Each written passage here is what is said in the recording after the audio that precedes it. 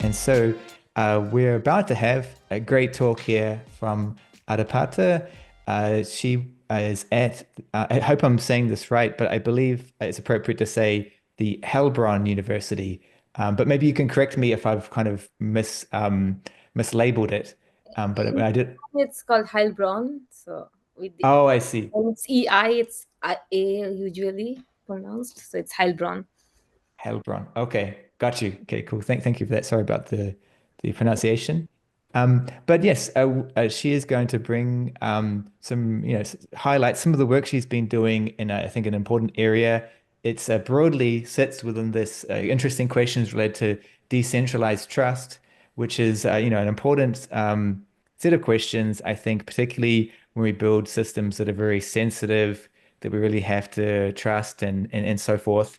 So I'm fascinated to see what she has to tell us. Over to Arpita. Thank you for joining us. Thank you for having me. I am sorry. Can you see my screen now? Hello. Yeah, looks great. Okay, great. So I am going to talk about decentralized trust in AI model sharing. It's more about how we collaboratively train model or use model or share model from one research lab to another research lab or for global collaboration. It's basically, if you look into, I'll just start with my introduction. So I am Arpita Sarker. I'm recently have turned to a founder of Orchid.dev. I'll talk about it later.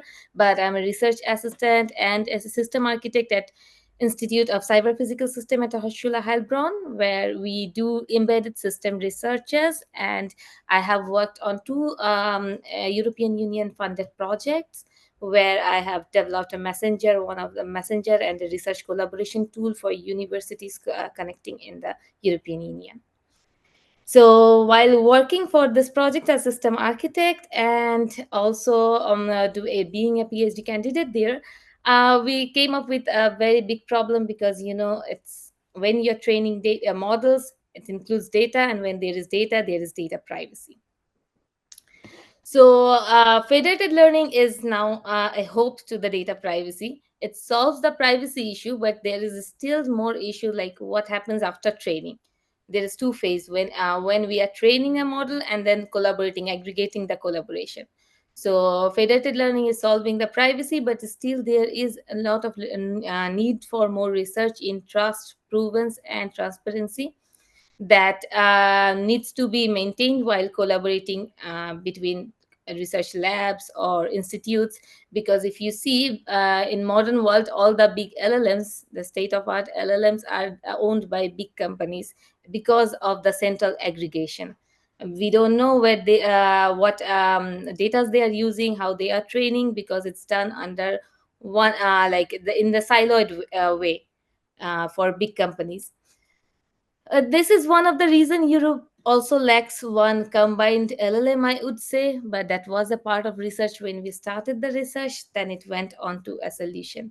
So I'm sharing today a part of the research, but there is a big solution from research collaboration to some of the tools for helping in the collaboration. So today I'm going to focus on the challenges that we still face after having federated learning. That is verifiability, like whose contribution and the logs. Still, some of the solution solves these logs, but these logs are not immutable. And then there is always a central aggregation. Uh, if we want to make a democratic AI, that AI should not be siloed and taken decision under one roof. The decision should be democratic by different peers. And then we also believe like training in a federated way is excellent for privacy solving, but also we need more innovation when there we need to aggregate not only heterogeneous data sets but also heterogeneous models. Then the trust and transparency, it's like the contribution is lost because of this continuous process of updating a model, forking a model, and then as with we are fine tuning different versions of LLMs, so this becomes even more needed. So, what is Trust Chain AI? This is a part of our contribution where we start Trust Chain AI, a decentralized framework. So, what is the innovation? The innovation lies in like MLOps, Web3, and decentralized orchestration. So how it happens is when in a decentralized manner, in a federated way, when institution are training different models. For example, one institution is fine tuning but another institution is fine tuning GPT, and for example another institution fine tuning a llama, or different, that might be on same task or might not be on same task but could be on similar field, for example medical technology. So when they are training the collaboration happens when you train different models in your local institution, and you only share the weights, not the data set, and the playground. And then there is a playground where users in the peers get notification in a matrix based server, all the peers, and they can vote play by real users, the makers of the group, and they vote for the models. With the models which passes the vote gets accepted, and these are matched with an iota tangle hash, that is a blockchain network, and then we get the knowledge distillation and togetherly a global shared model. Let me break down the parts a little bit. What is the Matrix messaging server? So some of you might already know Matrix is a communication protocol. It is a decentralized communication protocol, and right now one of the most secure peer-to-peer communication protocol. It's believed by European Union Space Agency, NASA, and Gematics, German government medical system. Why Matrix is unique? What Matrix does is, even when we are sharing the model, it takes the model as a message, it encrypts in one layer, and then the server you are sending, like your source, your resource institute, and the message together, it gets second encryption. So Matrix is right now giving us the support for double encryption of the weights, and also from where your server is coming, and all this information gets logged via iota tangle. Tangle is a blockchain system made in Germany, founded in Germany, now in UK. It's a decentralized way of storing the hashes, but unlike blockchain where it's bottleneck, and the information, it gets a lot of time, and you see sometimes like traditional blockchains like Ethereum and um, Ethereum, that gets very high gas fees because of this bottleneck situation. But tangles, it can take one at a time several nodes acceptance, and it's free for now, and also, and this is feeless. We can use it in the research project. Then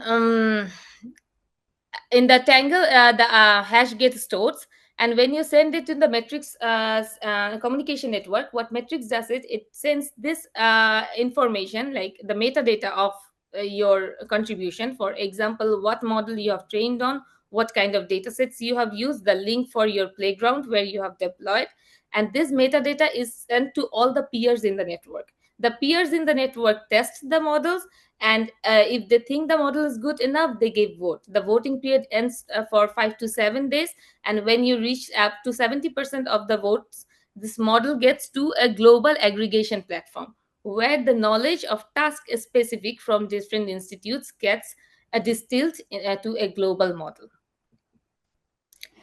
Now, some of the innovations that we'd like to mention. Number one is verifiable provenance of ownership. So when someone is putting the model in the server, you have a metadata. This metadata is locked with the hash, and this hash is stored in iota tangle, and with that hash, your contribution is logged throughout the metric server, the voting. Then again, if someone wants to fork the model for a better use case, all of this gets stored with that hash. And as we know, like the blockchain system, with that hash we can always prove if the contribution was made by this owner or not. That gives us another authentication of when, for example, there is a problem with Git, when we are updating our contribution, if someone downloads the contribution and then try to upload the same model, they can do it, but unfortunately here they cannot, because when you are tied to a hash, you always get the notification of you have forked or updated the base model and who was the creator of the base model. Then the democratic community driven validation. So when you are uploading the new model, as I mentioned, you are uploading the information of metadata of what is the base model, what you have fine tuned it for, what kind of data, and a link to the playground where people can test, like people in the server can test your model. So this notification is sent to Matrix, all the community users. The community users access the model, they submit their vote, and the votes together tallies the consensus if the model is accepted or the model is rejected. And by this way, we are getting democratic community driven validation, not a central validation. Then the third part is the adaptive aggregation. Okay. So knowledge distillation is commonly used for heterogeneous data sets, but we have tried to use knowledge distillation in heterogeneous models as well. For example, we have used BioBard for question answer, Llama for question answer, and Bard for NER, like different kind of tasks, not only question answer tasks, different kind of tasks, not only one model like Llama and Bard GPT, different models.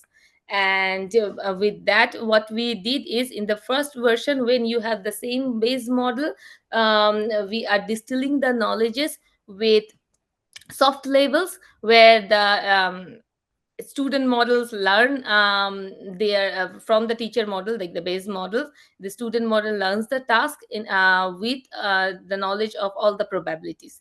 Then the student models who gets approved, who are approved by the consensus of the whole network, those models acts as teacher model, and then togetherly uh, collaboratively teaches one central global student model. So at the end, the global student model gets more powerful and multitasker. But I would still like to mention that for each task, a specific task, the first the student model that was created from our, like the peers who are contributing in the network, is of course way more accurate, but our global model is a multitasker. The experimental setup, for the experiment, we have tied up approach of a model aggregation. We have tried to look into that a little bit more. But for NER teacher model, we have trained BioBart. For that student model was used to train all the global model. For question answering, we have trained Llama and BioGPT. And for the ICD, we have trained BioBart, because BART is but outperform in classification. So the data sets we have used for NER code 19. For question answering, we have used BioASQ. For ICD, we have used Mimic 3 and Mimic 4 clinical data sets, but real data sets to validate. For then we try to validate it for like one specific task. For example, the name entity recognition, NER task for the distill model. So the global model have so in like the knowledge distillation way, if you see, the global model have performed almost similar to the first teacher model, who were trained on the main model, and which was fine tuned on the main model. So it's almost performing that, which validates our ties that decentralized voting and metrics voting when needed, because when we first started the distillation with all the tasks, it didn't perform that well. While the aggregated global model shows decent accuracy, it reduced like the F1 score a little bit. And that means like forking, or like having different opinion, and having like more kind of task knowledge aggregation have improved its own task in the name entity recognition as well. So we also studied it with with all the models. For example, our question answering model of Llama and GPTs, and also the global question answering model and the knowledge distilled question answering model with the normal knowledge distillation process. So what we found out is BioGPT performed best, as I told you, because it's the main model which was fine tuned, so it will perform best. Knowledge distillation preserves high similarity in Llama, and validation architecture effectively fuses diverse teacher signals. That means the model is performing in all the tasks and question answers. The key insight, the heat map compares, like we tried to compare, because we cannot do federated average with all the models, but with the BERT and GPTs we tried to make a combination of federated average, and we tried to compare that. So in that case, the heat map shows the distillation of federated average was better in that task, but superior when the knowledge distillation approach comes, so it becomes superior with the loss functionality. So that means when for example, what we try to do here with the LLM is we used medical data set. How we trained it as a question answer on medical data set, then we trained on different task specific, for example the name and entity recognition with medical data set as well. So the thing is, the question answering model performs better when it has more specific knowledge fed into it. For example, like distilled with the knowledge of recognizing the entity with the name of medical data. So the question answering model is performing better. And we have also seen some like enhancement in fairness and robustness. This was due to two things. One of the one part was definitely because of the knowledge distillation method we have used to have a global student model, and also another part was because we made a simulation of our environment, and we tried to fork a question answering model with more knowledge of name entity recognition to see how it answers the medical question now. So in that case, that forking was also proved to enhance this result. And the impact, I would say it has shown quite good impact. The knowledge is delivered and the model is getting multitasking. Of course, it's losing a little bit of its accuracy from the base model when you're distilling the knowledge and making it multitasker. But also our method has proven it has enhanced in fairness and robustness.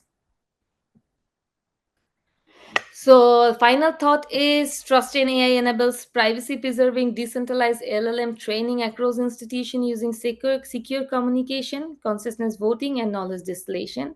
This process is fully automated, like when you push the model from the server to our server, the model, the metadata goes to all the peers from the metrics server is triggered, and all of the system, the count of vote, the hashing, and then checking the hashing before aggregating it to a global model. All this process is fully automated, and this would we are hoping this would open an AI collaboration to big vision, like having big LLMs of our own language or multi-language or multitasking. So we are turning our research into reality. Currently, I have submitted my PhD thesis last month, and now waiting for a defense debt. I have also started founding this project into a bigger project like Fork It. That's a decentralized platform for secure collaboration, and we are now testing it with ICPS and Lab 3. I would love to hear questions from you, and would also um, like if you would like to know more, you can join me in my LinkedIn. We can have a talk. Great. Thank you so much. Uh, Probably a bit over time, but as usual, if anyone has some questions, just raise your hand. I'll check out also the YouTube and the Slack. Um, I don't see. Let's see, looking under questions and under Fly Monthly on the Slack here. I see. Oh, there's one question. I think it's quite specific. They're asking They're asking, you mentioned similarity with the radar plot. Is that calculated assuming blue as the metric? Yes, Oh, the that's blue. okay. Okay, similarity based on blue. Okay, that's an easy one. Makes sense. Um, well, I think yeah, maybe I'll ask a question too. And there was I was with Fork I think it's called For me, forkit.dev. yes. Yeah, yeah. So with this new initiative, are there any particular like industries or scenarios you're trying to target? Or Mostly the research collaboration part, because as I mentioned, I have started working on it from a research collaboration tool like a messenger, which was also based with the metric collaboration. So when researchers are collaborating, I have deeply worked with the European collaboration network. So, the first thing comes with privacy security. hmm The hmm the thing is, we started with an NDA, blockchain based NDAs, like document sending and receiving it back. Then we came up with a point, like when you are we introduce in that. Okay, I'll just give you an overview of our platform, where it's a metric based messenger, where each of you, like for example, you can have a bot, Gemini Nano kind of bot on your device, that runs on your device. You can explain it about your life. It makes a profile on your device, and this profile never leaves the device. It's always on your device. And what metrics can do is, it can send all the messages from peer to peer at a same time. What we are doing is, we created a bot inside metrics network. So whenever someone wants a collaboration, for example, I want to collaborate on fine tuning a llama for maybe venture capital specialist dataset. So Sure. someone who's working on a venture capital, someone who's working on llama datasets, only those people, like the whose profile have this information, gets the notification, and then they collaborate. Now the next part comes in here. When they wants to collaborate, how to collaborate, like having all the contribution logged in, for example, who have contributed how. Even it's not only in real, like contribution in the sense of only the coding, but also contribution of ideas and everything. So all these are logged in the matrix dataset with your hash. Mm. So when you start developing a code, so everything, for example, someone wanted to fork and say start a topic, like we need more data set to fine tune this, or I think the way we are fine tuning is not good, we need to change the direction. So all Mm. these forks are also attached to the hash. So you have a whole log of whose contribution is how much you have contributed, and then you can always find out after which contribution there was a fault. So this is kind of an ecosystem. We are trying to make a B2B program out of it, like product out of it. But on the other hand, we also provide, like looking into an open source network, where single people, like anyone who is a single researcher who do not have maybe a specific data set they are working on, they want to share and still collaborate together, maybe get some vision. So this is open source for everyone. That's like the two aspects we are trying to build community together. That's excellent. I think a lot of researchers would love to share more resources to kind of do more scalable work, given the direction of a lot of the EML themes in that way. Maybe one final question. Andre has patiently been waiting here with a question. Yeah, just a quick one, Arpita. I hope I pronounced your name correctly there. Sorry if I didn't. Um, so with the model, I think verification piece, is it like a human at the end of the day that's accepting, I guess, based upon the metadata that they see? Yes, yes. They not only Okay. based upon the metadata. It's like Okay. with the metadata, you are giving a link of your collab or somewhere you have deployed it to test the model.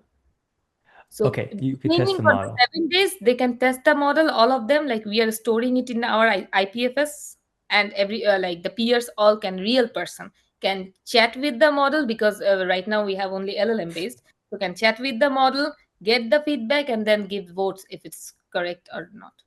So it's like Okay. the whole system is not sharing any data sets. It's compliance with GDPR and all. Okay. Got it. And I've got one last follow up to that. Actually, I just that response just spurred a follow up, which is there any concern about distilling in those, like I think effectively you've built a clean room to test these models, right? Hmm. And is there any concern here that you can take something away from these clean rooms without any without accepting the model, or do you know what I mean? Like, because like the way I see it is like, and this sort of segues into my next question is like, are you thinking of like building an economy of like a market, a model sharing or even data sharing? So like, here I am with the data or model. I'm like, it works. You could test it for yourself. And if you accept it, I get a certain token amount back, right? Like that's essentially what I think building on the Web3 allows, right? So, Yeah, actually, basically, I'm using IOTA. So okay. I have talked to IOTA, like the founder of IOTA. We had a few conversation. I'm trying to get some funding from there. If it is happening, then yes, that's a vision. But Mhm. I would like to still say it's not like monetizing or tokenizing your data sets. It's more on like the models, because the first thing is we are not sharing data, we are only sharing weights, and it's Mhm. only for 7 days to the peers only who can test the models and vote. So no data is being shared, like even raw or weights. And on top of weights, see, the distillation process is also a teacher student kind of one that mimics the teacher. So we are trying like to give all the precautions of not even reverse engineering and getting the data sets. Cool. Cool. Thank you for that. It makes a ton of sense and seems very interesting. Yeah, I concur. Seems really pretty compelling. It's certainly needed. It's a tough problem. I think it's Mhm. probably the most open problem that we had to look at in this event, this monthly. But yeah, thank you for the talk.